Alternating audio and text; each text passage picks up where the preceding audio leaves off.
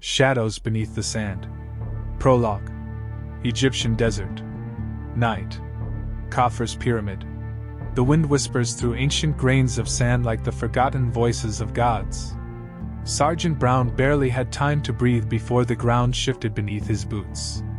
The stone slab gave way, and he plummeted into a black abyss, the same cursed pit the locals had warned about. He never believed in ancient curses. Not until tonight. It was dark below, but not empty. He fumbled for his flashlight, cursed under his breath, and the beam cut through the dust. In front of him loomed a colossal stone statue. At its feet, a sarcophagus etched with symbols no museum catalog had ever recorded. The inscription in ancient Egyptian read, "He who disturbs the guardian's slumber shall become part of his dream." A click echoed behind him. Brown spun around. Armed men in black were entering the chamber. One of them, barely visible in the shadows, with a gleam in his eyes, gave the order. "Take the artifact. And kill the witness." They didn't know he was being watched. That hidden among the sand-choked ruins, someone else had heard the commotion. Someone who didn't take kindly to losing his own.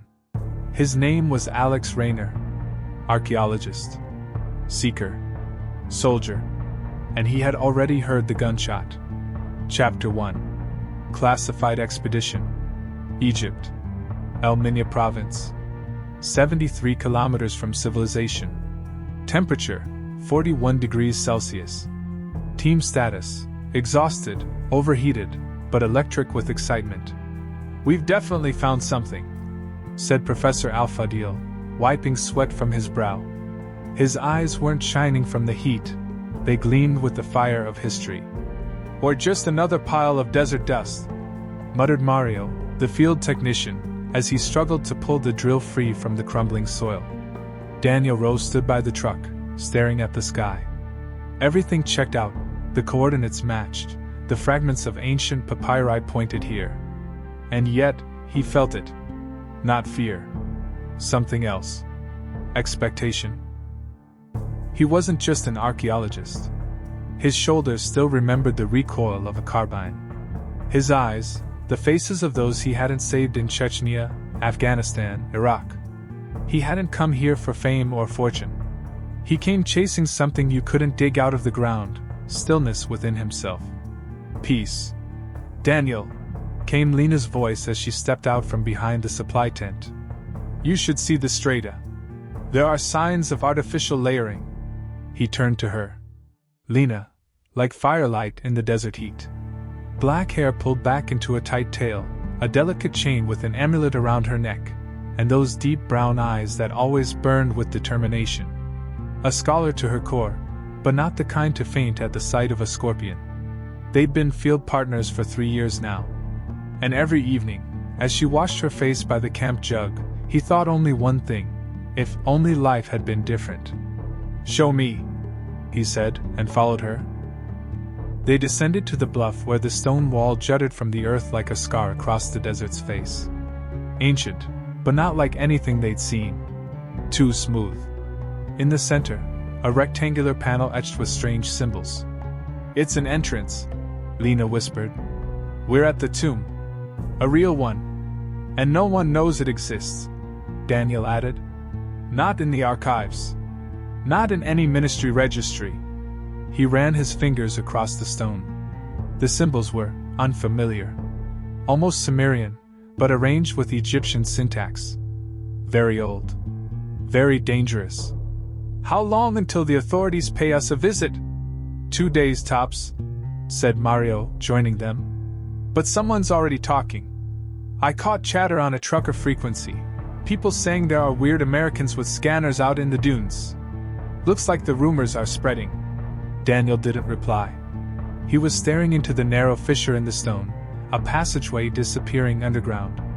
Sand was trickling inward, slowly, deliberately. As if even it wanted to vanish from the surface. "Then we'd better move fast," he said at last. "By dawn tomorrow, we go in. Whether it would be the beginning of the end, or something far greater, no one could yet say. Chapter 2. The Gates of Koresht. Dawn comes fast in the desert. The sun doesn't rise, it erupts into the sky with a war cry, turning sand into molten gold. By the time the first shadow fell across the ancient masonry, Daniel was already suited up. "Check your oxygen reserves," he told Lina with a nod. "If there's a collapse down there, we'll need it." She rolled her eyes but complied. "Archaeology isn't a special forces op, Rowe. We're here to excavate, not breach tombs. They say Koresht wasn't just a pharaoh," Daniel replied with a dry smile. "He was a warlord who fought something called the shadow beneath the sand. If the legends are true, he faced something that wasn't meant to exist. Or it's just a metaphor for an enemy, like every ancient text," said Professor Al-Fadil as he approached, notebook trembling slightly in his hands. "But if the sarcophagus is intact, this could be the discovery of the century." 3 workers were already at the sealed entrance, prying away the last boards. Beneath them, a massive stone slab. The tomb's gate, untouched for millennia. "There's a locking mechanism," Lina observed, crouching down. "Mechanical. No mortar seal. We're lucky." She drew out a slim stylus and delicately pressed one of the plates. A dull click. Then another. Dust rained from the ceiling. The mechanism stirred. "Step back," said Daniel. The stone gate groaned and slid inward, as if the earth itself were unhinging its jaw. A cold draft spilled out, and with it, a scent. Old. Like rot. Like death itself. "Lights!" Daniel barked. Flashlights flared on. The beam revealed a corridor carved into obsidian black stone. But it wasn't decorated with the usual depictions of Ra or Anubis. No. The walls were carved with faceless people, stretched figures bowing before something colossal, toothed, sleeping. Eyes painted in the wrong places. Symbols, a twisted fusion of hieroglyphs and something even older, more grotesque. "This isn't Egyptian art," the professor whispered. "This is older than the Nile itself." "Older than Egypt?" Mario frowned. "What the hell's older than Egypt?" "Only hell," Lina murmured. They stepped inside. The corridor seemed to stretch like a dream that refused to end. The floor was paved with stone tiles etched with names, each one violently crossed out, as if even the dead were denied rest. "Daniel, look!" Lina pointed to the doorway at the corridor's end. An inscription, etched above the twin stone doors. "Let not your voice wake him who waits not for time, but for the call." "What call?" Daniel murmured. Then they heard voices. Outside. Not their workers. Not their team. Strangers. Daniel's hand flew to his pistol. His eyes went cold. "Looks like someone beat us to it." Chapter 3. Sand Ambush. The sand howled. The wind had picked up, as if it knew blood would be spilled today. Daniel raised a fist, the signal to freeze. From behind a dune came the unmistakable sounds, engines purring low, sharp commands barked in clipped tones, the metallic clink of weapons. He crawled to the ridge and peeked over. Black vultures of the desert. That's what the military circles called them. Semi-official. Mercenaries with no insignias, no loyalties.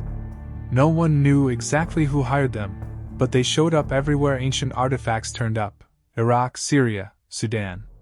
Their commander was known only as Brake, a disgraced British SAS major, discharged after a botched raid in Mosul. His face was a roadmap of burns. His eyes colder than desert nights. Now, he stood beside an armored vehicle, staring at a drone feed. "This is it," he said. "Koresht's pyramid. Targets confirmed. The scientists, non-essential. The girl, take her. The rest, clean sweep." "Yes, sir," nodded one of his men. On his shoulder, a black scorpion patch. Daniel was already sprinting. Not toward the tomb, toward the camp. The wind lashed his face. Sand filled his throat. "Lina! Everyone to cover!" he shouted. Too late. The first burst tore through the air. Tents ignited in a flash. Professor Al-Fadil collapsed with a bullet through his shoulder. Mario returned fire, before an explosion flung him like a rag doll. Lina ran, but the black figure surrounded her. A rifle stock struck her temple. She crumpled motionless. Lina! Daniel dove, firing. One merc dropped. Another reeled as Daniel flung sand into his eyes. He rolled under a jeep, yanked a grenade free, tossed it. Boom! Half the parked equipment vanished in flame. Brake watched through a scope, expression unreadable. One shot cracked, the bullet whispering past Daniel's head. This one's not local. Brake muttered. Who is he? Already running the profile. Daniel Rowe. Ex-Delta Force. Afghanistan, Iraq? Discharged after the Kunduz incident. Turned archaeologist 2 years ago. Well then, Brake said softly. We're due for a reunion. The mercenaries retreated, dragging the unconscious Lina. Behind them, dust, smoke, and the dead. Daniel pulled the bleeding professor to safety and collapsed beside him. They took Lina. Al-Fadil groaned. I know, Daniel whispered. His hand tightened on the pistol. And in his eyes, there was no more scholar. Only the hunter. I'll get her back. Every last one of them. Chapter 4. Chase through the dunes. The sand had died a hero's death. They were gone. The camp, obliterated. Lina, taken. Daniel stood in the scorched remains of the tent, holding the half-melted chain she used to wear. The scarab amulet was warm from the sun, but cold in his hand. He clenched it, as if he could crush the pain itself. He couldn't wait to be rescued. He was the rescue. 2 hours later, the old jeep howled across the shifting dunes, pedals slammed down, tires barely gripping the sand like fingers clinging to breath. Behind him, smoke and silence. Ahead, ADH Al-Sara. The desert's hell. A place so cursed, even smugglers gave it a wide berth. But he had a contact.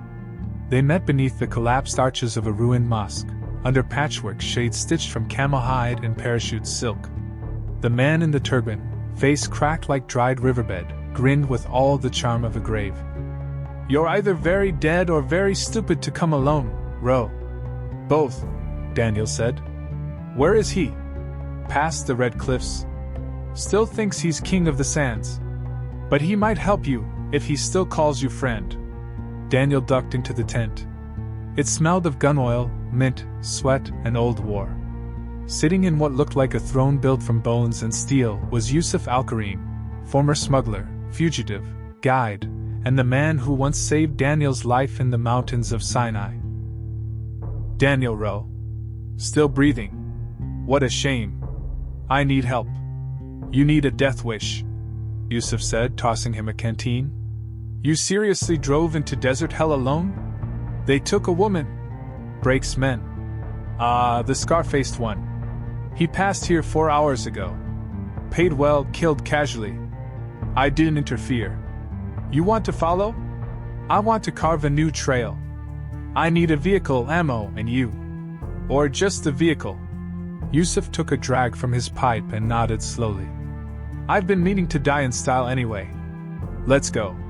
He rose, grabbed his rifle, strapped on a vest, and stepped into the light. One more thing, Rowe. What? Brake has the map now. The one they hunted for centuries. It doesn't lead to just a tomb. It goes deeper. Beneath the pyramids.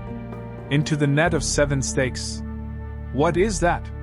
The place even gods feared to open. Their jeep tore across the dunes like a shot from fate's own bow. Dust curled behind them in spirals. Somewhere ahead, Brake was already kicking open ancient doors, threatening Lina with quiet rage. But Daniel couldn't hear that. He only heard the blood in his ears. And her voice, where meaning lived. I'm not afraid of you, Rowe. Even when you say nothing. I just know that if you're near, I'll survive. He would do everything to make that true. Chapter 5. The labyrinth beneath the pyramid. The sand was warm. But the stone beneath it was dead. Lina woke in darkness, her wrists bound. Her head throbbed from the blow, but her senses were quickly sharpening. This wasn't an ordinary tomb. The air was too heavy. Too alive. Through the dim flicker of ancient torches, she saw a chamber carved deep into the rock. The walls spiraled with strange symbols that led downward like a whirlpool.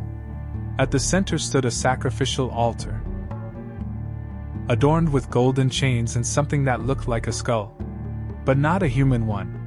"Beautiful, isn't it?" The voice came from behind, smooth as poison.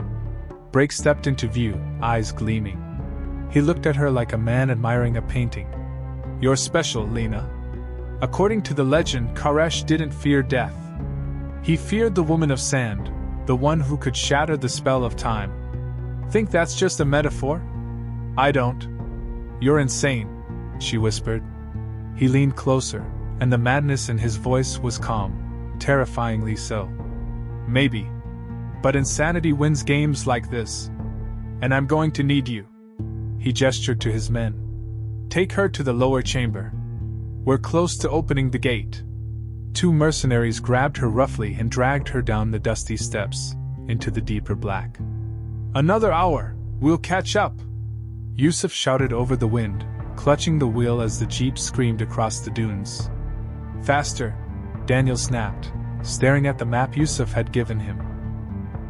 Koresh's pyramid isn't built over a tomb, it's over an ancient access point. Possibly a whole temple system. Stories. I saw one of their men shoot the wall and vanish. The stone swallowed him. This isn't myth. It's a damn trap.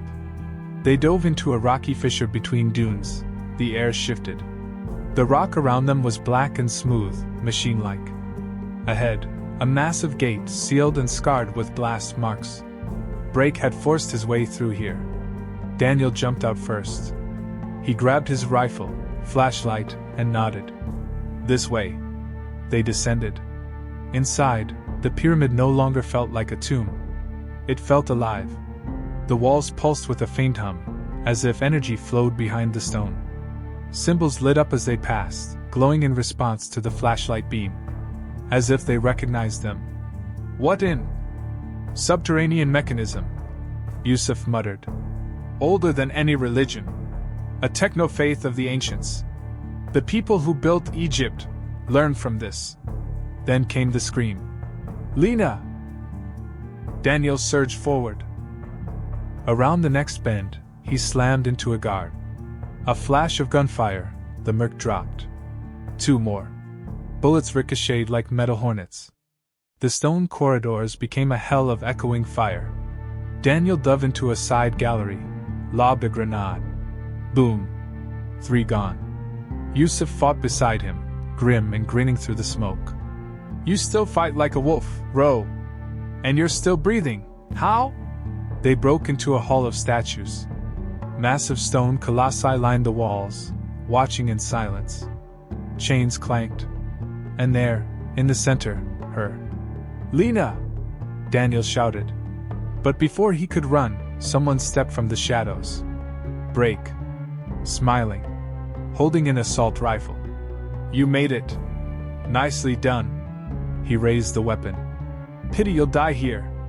Chapter 6. The Scarab Hall.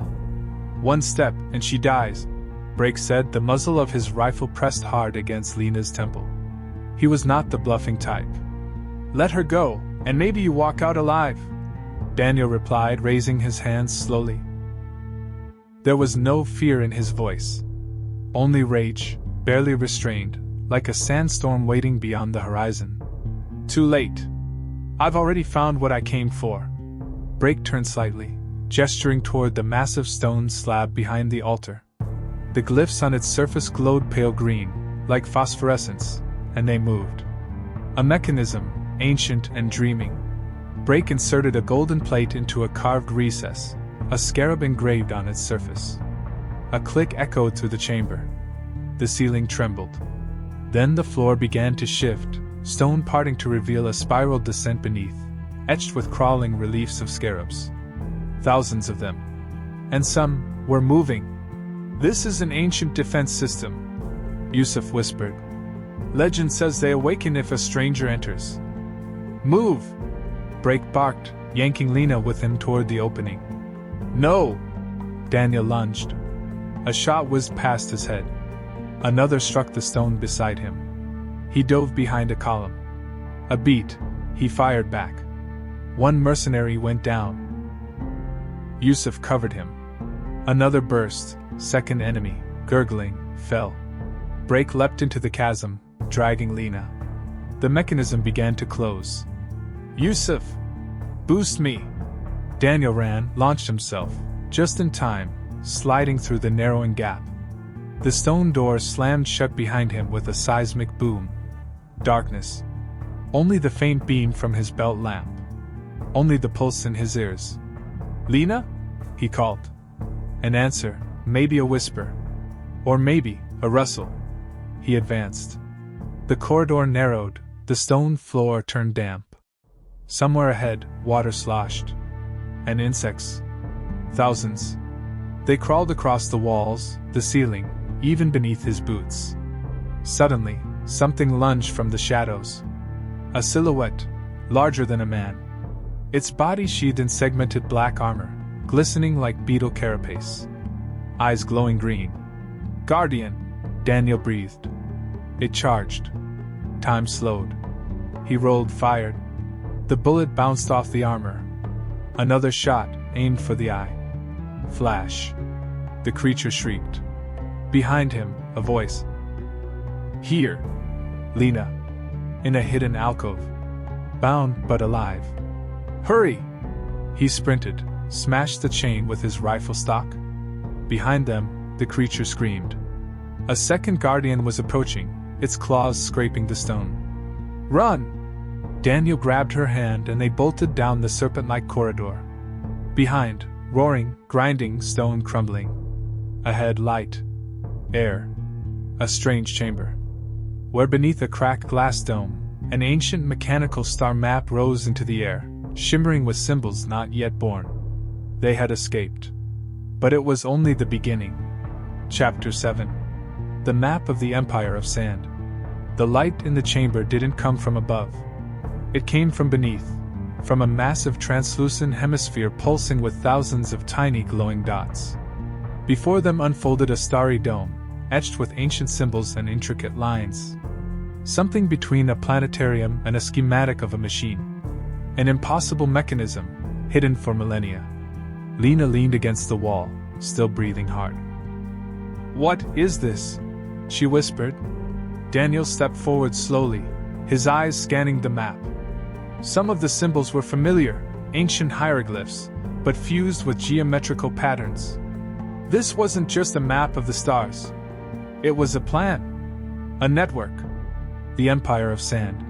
He murmured. It wasn't just a civilization. It was a machine. One that governed time, people, and the sand itself. A network of temples and tombs, all linked beneath the surface, like a nervous system. Look, Lina pointed to a pulsing node. This pyramid, and 6 others. They form a perfect hexagram. These aren't just temples. They're active nodes. And at the center, Daniel moved closer. The Eye of Karesht. That's what Brake's after. He's not just a looter. He wants to activate this. Lina turned to him, her voice low, shaken. Daniel, if they turn this on, what do they control? The weather? Time? Or people's minds? He nodded grimly. Either way, we have to stop them. But first, we survive. That's when footsteps echoed just beyond the far wall. You were right, said a voice. Male. Calm. They made it to the map room. And now? Asked another. They've realized we're ahead of them. Daniel froze. The first voice belonged to Yusuf. Lina stared at him in horror. He was with them? He knew we couldn't reach this place without him. Daniel said coldly. He led us here. Straight to the map. Fury boiled in his chest. Not burning, but sharp. Like tempered steel. He betrayed me. He betrayed us. But it's not over yet. Daniel stepped toward the control panel beneath the stardome. One of the glyphs was shaped like an eye, its center hollow.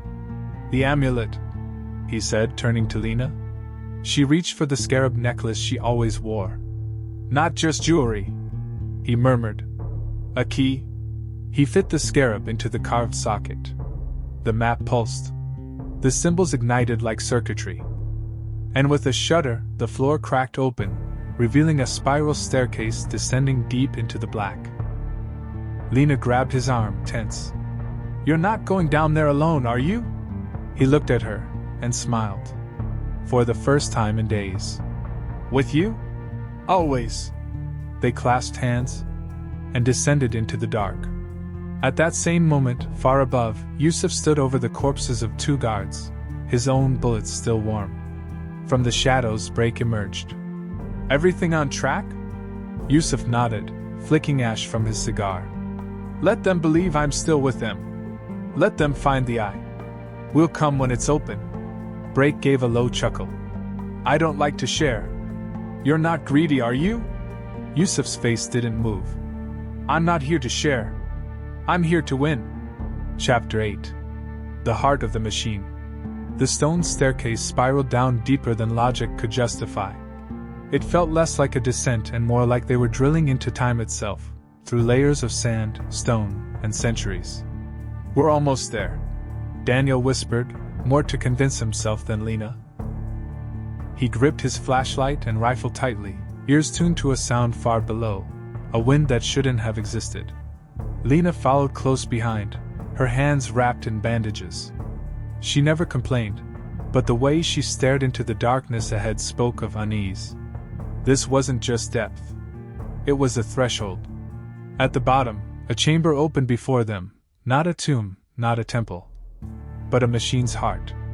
The central dome resembled an inverted gear. Tubular columns emerged from the walls, pulsing with golden sandlight, amber yellow, like melted sunset. In the center, a circular platform. At its heart, an object that looked like a throne. But this was no pharaoh's throne. It was a capsule. Or perhaps, a pilot's seat? Do you feel that? Lina murmured. Yes. The air vibrated, as if something ancient slumbered below. Something alive. This is the eye, Daniel breathed. It controls the entire network. All the pyramids, their receivers. And this is the transmitter. Or a weapon? Lina offered. He nodded. If activated, it might trigger a cascade, sandstorms, magnetic fields, even thought. She stepped toward a panel near the capsule. The symbols lit up, one by one, as if recognizing her. Responding. I think it's reacting to me. It was waiting for you. Daniel whispered. And then, a voice behind them. So was I. Brake. And beside him, Yusuf, weapon ready. Well done, Rowe, Yusuf said. Thanks for guiding us here. Lina moved toward Daniel, but Yusuf raised his rifle. Don't, sweetheart. We only need him. Daniel stood tall. He wasn't in their sights. He was standing at the very center of the circle. And he was smiling. You're wrong, Yusuf. I didn't bring you here. I brought her. What? At that moment, Lina placed her hand on the glowing panel. The eye flared to life. And the entire chamber shuddered. The machine awoke. What did you do? Brake shouted, rushing forward. But he never reached her. The floor cracked open, and from its depths rose a swirling sand vortex, laced with glowing symbols. From within it emerged a figure, shaped like a man, but made of gold, light, and dust. His eyes blazed with ancient intelligence. Koresht had awakened. He looked at each of them and spoke. One must choose. The others will vanish. Yusuf fired, and was gone. No scream. No flame. Just ash in the wind. Brake yelled in terror. Lina collapsed to her knees. Daniel, what does it mean? A sacrifice, he whispered. The key works once. One can claim the power. The other fades. That's why you mattered. He turned to her. I choose you. And stepped into the light. No! Lina reached out. But it was too late. the light swallowed him, and the world shattered into sand and stars and pain. Then silence. She woke alone. On the surface. In her hand, an amulet black as coal. And in the sky, a new constellation, Karesht. One that had never been there before. Epilogue. A trace in the sand. Cairo, 6 months later. The old cafe on Tahrir Square hadn't changed. Same scent of cardamom and dust. Same peeling walls that barely held back the pulse of the city beyond. Lina sat by the window, hands wrapped around a chipped teacup, watching the sunset paint the skyline in molten gold. She had come back. Not for answers. Not for glory. She returned simply because she couldn't not return. Ever since the eye of Karesht vanished, and with it him. She'd felt like a part of her was still down there, beneath centuries of stone and silence. "Are you sure, madam, you want to stay another night?" asked the old innkeeper gently. "There's a sandstorm coming." "I'll wait," she replied softly. "I have a meeting." He nodded with quiet pity. He knew the kind of meeting she meant. The kind that never comes. Still, he brought her tea. Dusk deepened. The square emptied. And then, she saw him. At first, just a silhouette. Tall, steady, framed by columns. Then the eyes. The gray scarf, wrapped just as before. The scar at his temple. "Daniel?" Her voice cracked, trembling. He stopped. Smiled. Walked toward her like he'd never been gone. "You," she began. But he raised a hand gently. "Long story. Down there. I didn't die. I became part of the machine. And I found a way out. Why didn't you come sooner?" He looked up at the sky, where the first stars blinked to life. "Because time moved differently from me. Down there it was hours. Up here, months. I returned because you didn't let go. Because you held on." She couldn't resist. She embraced him. He smelled of dust, metal, and life. "What now?" she whispered. He smiled. "Now? We go home. But not before you understand. The eye wasn't destroyed. It passed on. To you." He touched her wrist, and the scarab pendant she still wore flared with light. "The network sleeps. But you are its heart now." Lina closed her eyes. For the first time in 6 months, without pain. On the far horizon, a constellation lit up. One that wasn't on any map. A constellation shaped like an eye. Watching through time. The end. Or perhaps, the beginning of something else.